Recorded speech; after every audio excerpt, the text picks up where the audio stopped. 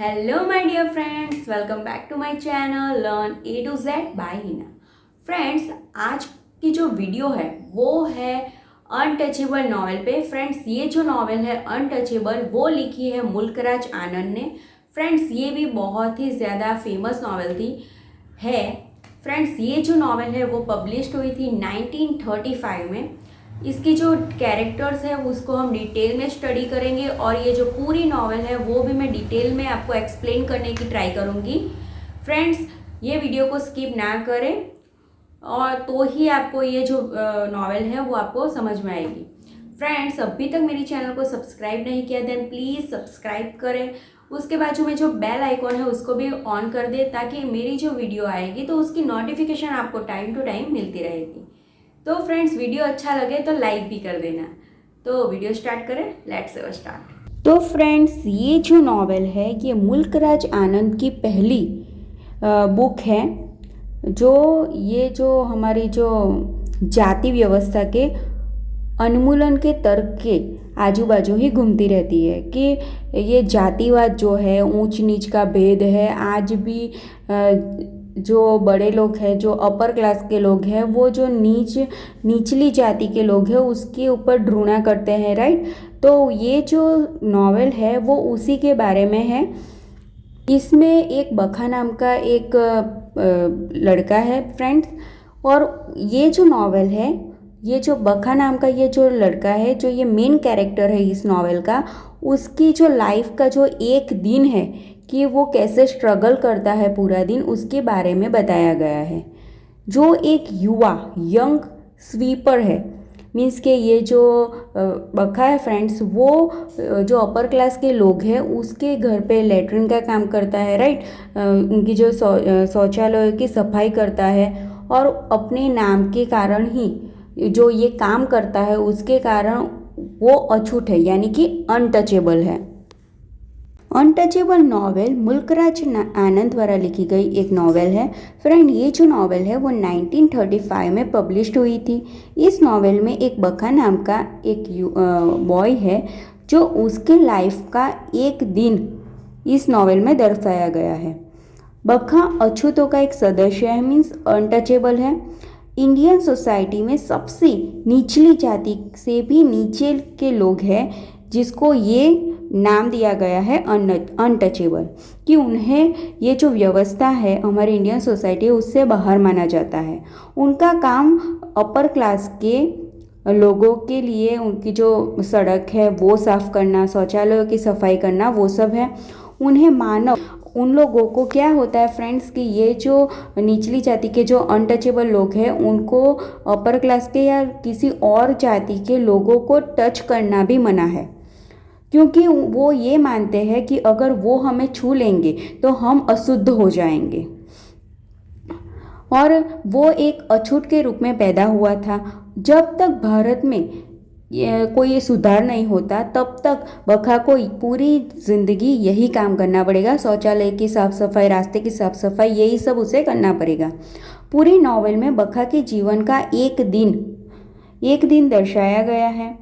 उसने क्या क्या सफ़र किया उसके बारे में बताया गया है। जिस दिन निचली जातियों द्वारा किए गए दुर्व्यवहार के बुरे व्यवहार के प्रति उनकी जो सहन शक्ति है वो ख़त्म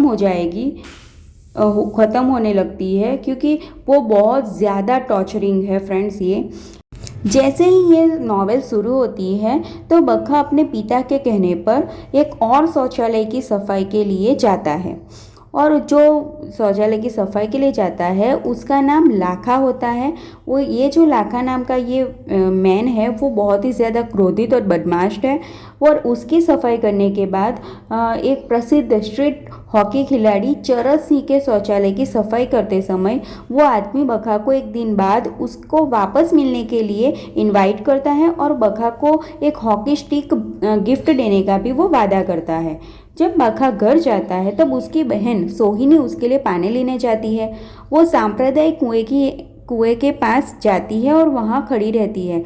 हालांकि ये जो अछूत लोग हैं उन्हें खुद पानी भरने की भी छूट नहीं है, बिकॉज ये उच्च जाति के हिंदुओं का मानना है कि अगर नीच जाति का स्पर्श भी कुएं को हो गया तो वो कुआं भी प्रदूषित हो जाएगा और उसे फिर शुद्ध करने के लिए लंबी और महंगी शुद्धिकरण विधियां हैं वो करनी पड़ेगी। उसी वक्त फ्रेंड कालीनाथ नाम का एक पुजारी है, वो सोहिनी के पास आता है और उसको पानी भर देता है और उसको कहता है कि पानी भर जाने के बाद तुम्हें मंदिर के प्रांगण में आना है और उसको साफ करना है। दूसरी ओर बाखा सड़कों पर झाड़ू लगाते हुए चलता है और वहाँ पे ही सड़क पे वो गलती से एक ब्राह्मण हिंदू के साथ टकरा जाता है और उसके स्पर्श होने की वजह से वो जो ब्राह्मण हिंदू है वो चिल्लाने लगता है बखा पर कि तुमने उसे छुआ कैसे, मैं तुम्हारे छूने से मैं क्या हो गया, अशुद्ध हो गया, तुमने मुझे प्रदूषित कर दिया है। और वो जोर जोर से बखाओं पर चिल्लाने लगा, ब्लेम करने लगता है और उसके चिल्लाने की वजह से बहुत ज़्यादा भीड़ इकट्ठा हो जाती है, बहुत ज़्यादा भीड़ हो जाती है और इसकी वजह से ये जो बखा है वो बहुत ज़्यादा अपमान महसूस करता है। वहीं पे एक मुस्लिम गाड़ी चालक आता है और वो ये जो लड़ाई है उसको तोड़ने की कोशिश करता है, भीड़ को तितर बितर करने की कोशिश करता है और पहले ही वो आकर बखा को एक थप्पड़ मार देता है। मुस्लिम व्यक्ति को भी हिंदू जातियों की परवाह नहीं होती है, लेकिन उसको क्योंकि वो भी उन लोगों को अछूत मानते हैं। उसके बाद बखा मंदिर जाता है और वो मंदिर के अंदर देखने की कोशिश करता है, लेकिन उसे अंदर देखने की भी मना होता है फ्रेंड, वो लोग मंदिर के अंदर भी नहीं देख सकते और वो पकड़ा जाता है। अंदर उसको पता चलता है कि जो उसकी बहन है रोहिणी जिसका नाम है वो रोती हुई दिखाई देती है। जिस पुजारी ने उसे मंदिर की साफ सफाई के लिए आमंत्रित किया था, बुलाया था, वो उस पर स्पर्श से उसे प्रदूषित करने का आरोप लगा रहा था।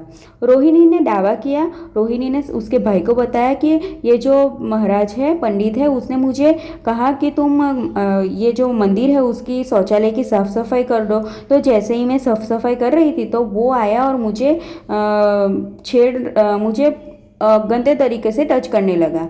जब उसने उसे ठुकरा दिया, जब रोहिणी ने उसको मना कर दिया, तब वो उस पर चिल्लाने लगा और कहा कि तुमने मुझे छुआ कैसे, तुमने मुझे प्रदूषित कर दिया है और उल्टा उस पर ही डोज लगाने लगा। बखा उसे घर जाने के लिए कहता है और कहता है कि तुम अब घर पे ही रहो, दोपहर का भोजन की इकट्ठा करने की जवाबदारी मेरी है, मैं भोजन ले आऊँगा।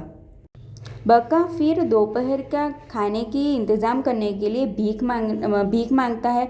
वो पूरी दोपहर भीख मांगने में ही बिताता है, जबकि उसी उच्च जाति के हिंदुओं से विभिन्न अपमानों और क्रूरताओं का शिकार भी होता है। वो भीख मांगने जाता है फ्रेंड, तब भी वो जो हिंदू लोगों के उच्च ज्ञाति के अपर क्लास के जो लोग हैं वो उसे बहुत ज़्यादा अपमानित करते हैं। वो उनके द्वारा किए जा रहे दुर्व्यवहार के अधिक से अधिक घृणा करता है, वो उनको अंदर ही अंदर नफरत करने लगता है।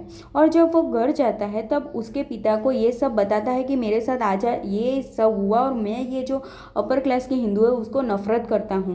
पिता ने उसको कहा कि नहीं, ऐसा नहीं है, ये जो उच्च वर्ग के जो हिंदू है वो बहुत अच्छे और दयालु होते हैं। और वो उसको एक कहानी भी बताता है कि जब बखा छोटा बच्चा था, शिशु था, तब एक हिंदू डॉक्टर ने जो हिंदू डॉक्टर है वो उसके घर आए थे, क्योंकि बखा को बहुत ज़्यादा बुखार था और उन्होंने ही बखा की जान बचाई थी। उसके बाद बखा अपने दोस्त की बहन की शादी में जाता है। जब वो अपने दो दोस्तों को उस आदमी के बारे में बताता है कि उसने मुझे पीटा है, तो उनमें से एक दोस्त ने उन्हें ये प्रपोजल दिया कि तुम उस आदमी से बदला लो, हम उस आदमी से बदला लेते हैं। बखा उस पर सोचने लगता है और वो फिर वही समझता है कि अगर मैं ऐसा करूँगा तो फिर उसके बाद मैं और मेरा परिवार पूरा क्या हो जाएंगे, संकट में आ जाएंगे, क्योंकि वो लोग तो छोड़ने वाले हैं नहीं। और ये जो अछूत है, अनटचेबल लोग हैं, उनके पास न्याय का कोई ऑप्शन भी नहीं है, क्योंकि वो उन पे केस भी नहीं कर सकते, क्योंकि वो लोग वहाँ पे जा ही नहीं सकते। चरट सिंह से अपनी हॉकी स्टिक लेने के फिर वो चरट सिंह के पास जाता है, क्योंकि उसने उससे इन्वाइट किया होता है कि तुम अगले दिन मेरे घर आना और मैं तुम्हें हॉकी स्टिक गिफ्ट करूँगा। तो उसके बाद शादी शादी के बाद बखा चरण सिंह के घर जाता है और अपनी हॉकी स्टिक ले लेता है। उसके बाद बखा स्ट्रीट हॉकी खेलने लगता है। खेल के दौरान एक लड़ाई शुरू हो जाती है और दोनों टीम एक दूसरे पर पत्थर फेंकती है।